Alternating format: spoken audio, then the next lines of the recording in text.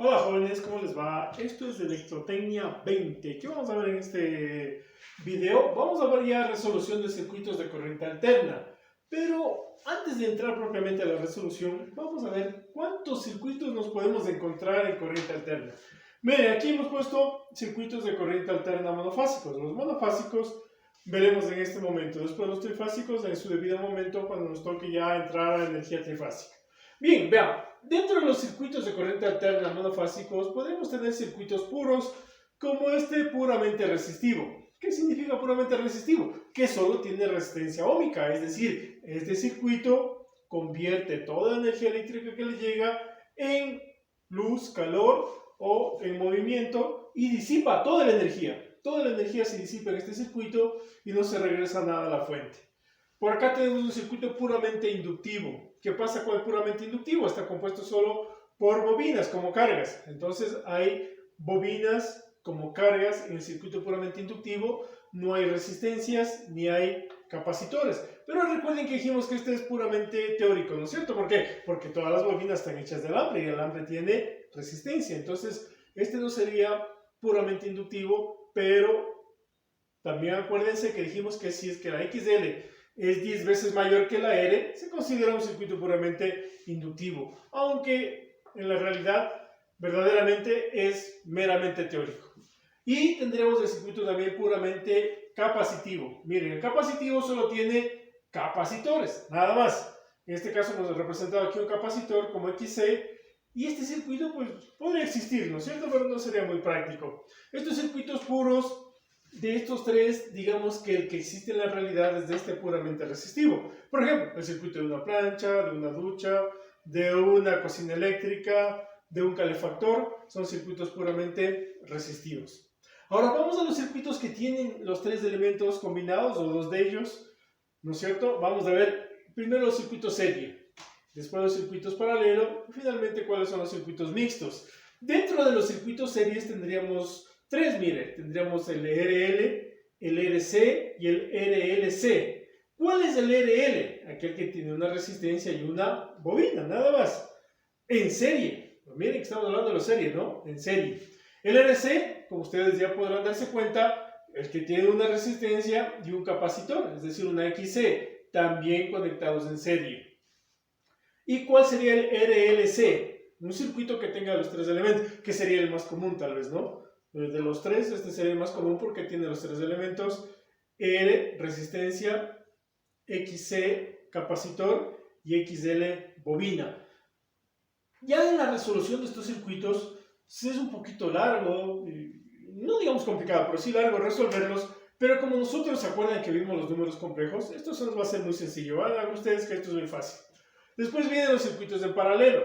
¿Cuáles son los circuitos en paralelo? Más o menos parecidos a estos de acá, estos tres de aquí en serie, pero con sus cargas ordenadas en paralelo.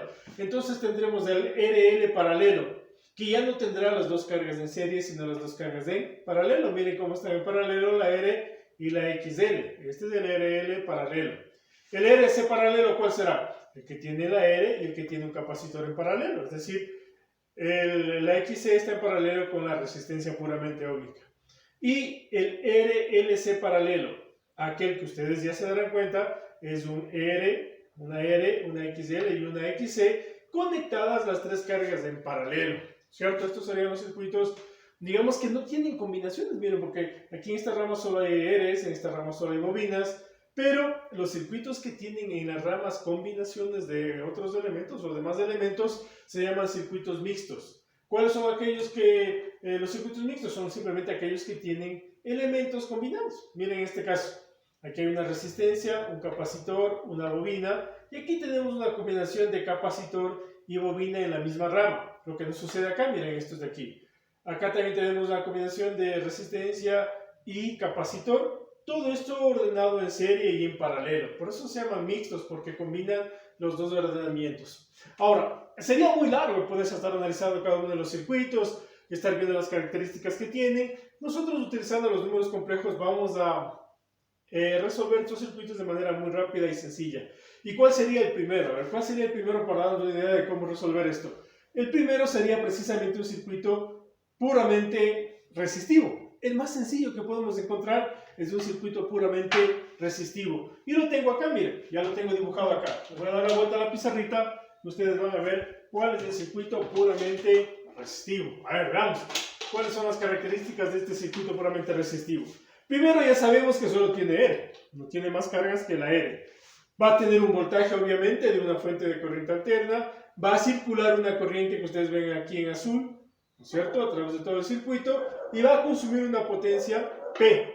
En este caso solo va a haber consumo de potencia P, o sea, potencia activa o real. Recuerden el ejemplo de las jabas de cola, ¿no? En este caso, este circuito consume todas las jabas de cola y no devuelve nada, porque toda la energía, dijimos, disipa. ¿Cómo se calcula la intensidad en este circuito? Por ejemplo, el voltaje para la resistencia. ¿Cómo calculamos la resistencia? Simplemente invertimos o cambiamos de esta ley de Ohm y diríamos que la resistencia no es más que el voltaje para la intensidad y la resistencia no es más que el voltaje por el voltaje por la intensidad. ¿Ok? Entonces, aplicamos la ley de Ohm simplemente para resolver todos nuestros circuitos y en este es más sencillo todavía.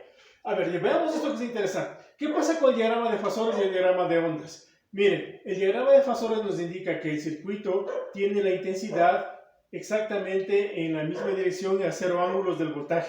Es decir, los dos vectores están superpuestos a 0 grados. ¿Qué diferencia de grados hay entre la intensidad y el voltaje? 0. Es decir, no hay ningún desfasamiento. La intensidad, miren, le va siguiendo al voltaje. Si el voltaje crece, la intensidad crece. Si el voltaje se hace 0, la intensidad se hace 0. Eso pasa solo en este circuito nada más.